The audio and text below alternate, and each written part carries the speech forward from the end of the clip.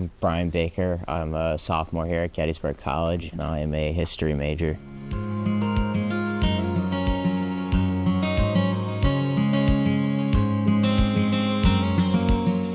My artifact is a smoking pipe that belonged to Frederick Kronenberger. He was in the 2nd New Jersey Volunteer Infantry Regiment. It was kind of just random. I was kind of just looking through the photos and I thought, you know what, this seems kind of cool. I do a lot of Civil War reenacting and something like I always see people sitting in camp smoking pipes, and I thought, seems pretty cool. I think it's really niche. I feel like it's probably not something that a lot of people would have zeroed in on and been like, oh, smoking pipe, that's really cool. But I find that stuff pretty cool. I like the very little niche items that people would have carried. I think it's interesting just to kind of hold a 160-plus-year-old pipe in your hands and kind of just think about the guy sitting there in camp after a battle, or when he woke up in the morning on some cold day and he's sitting there and he's smoking his pipe and, maybe writing a letter home or talking to his buddies or cooking his next meal. Just kind of a little window into maybe some of the less focused on aspects of the Civil War. So it came as a part of a big collection that belonged to Frederick, and it's a whole bunch of his belongings, but I don't recall exactly how they attained it. As far as what it tells us in camp life about the Civil War, back then, everybody smoked. It was not like today where smoking is a taboo thing. It was something that just everybody did, at least among men. And a pipe was a super convenient way for soldiers to have that with them out in the field. Something like, especially for the low-ranking enlisted men, cigarettes and cigars, or primitive forms of the modern cigarette, is not super convenient because, they break and 100 other things could happen. They're so much easier to lose. For someone who's a little higher ranking and maybe has a baggage train with a chest full of their stuff coming in behind them, something like a cigar would be a lot more easily attainable. But this, you could just keep this in a pouch in your jacket, and you can just have little pouches of tobacco that you store in your haversack or in your knapsack or even just in another pocket.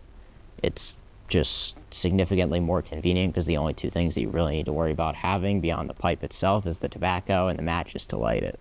Modern day, I think, as far as how this artifact connects to it, I think you really have to look kind of hard, because especially nowadays, you don't really see people smoking pipes, particularly as far as Civil War reenacting goes. I think a lot of people will sit there with these pipes around the fire and do exactly what those guys did 160 years ago and have a smoke with their pipe sitting around the campfire while they're cooking their meal, or they're just sitting around waiting in between whatever the next thing they have to go do is. And,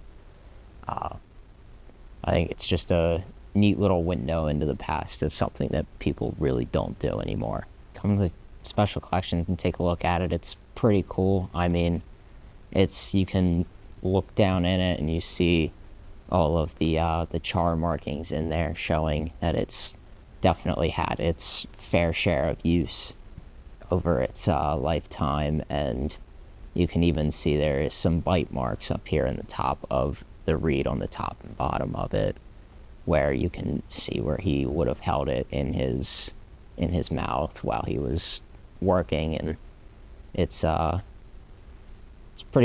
of just a cool thing to look at, the little details of. There's nothing special like maker's marks or anything like that in there, but it's a pretty generic 19th century pipe that you would have seen.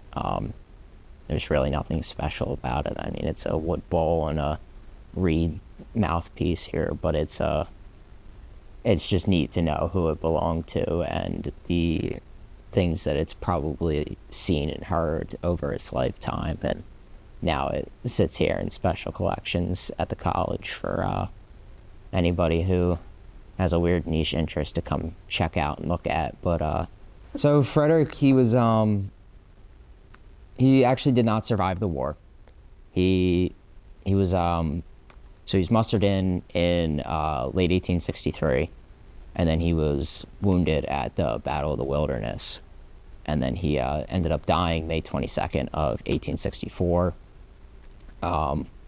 Whether it was related to those wounds, I do not know, but that additional fact of knowing that this belonged to someone who didn't survive the war makes it that much more interesting, because it kind of leads you to wonder, like, how did this get back?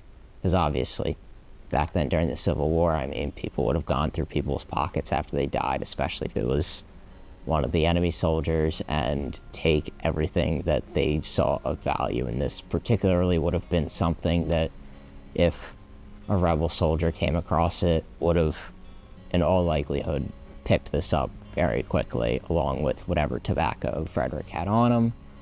Presumably, obviously, since it's here, it likely that was not the case. It was probably picked up by one of his comrades in his regiment or of his like little tent group, and they maybe they brought it back home with them, or they likely could have mailed it to some of Frederick's relatives back home to ensure that they got his personal belongings back. And it's kind of cool to see something that belongs to someone who did not survive the war. I mean, you know, you see all the photos of guys' uniforms and stuff like that with the bullet holes, but I feel like this is something that's like much more personal, because everybody had this pretty much the same uniform. I mean, with obvious, you know, alterations and stuff like that made to them depending on rank and where you're from. But something like a pipe is just, it's significantly more personalized. It's not one of those, you know, just super generic materials. It's something that that guy chose to keep on him his entire service. He probably had it beforehand, and he might have had it beforehand. Had he survived, he likely would have carried it with him significantly longer after. But he didn't, and it's here now for people to look at and get a interesting look into the past and things that people carried with them.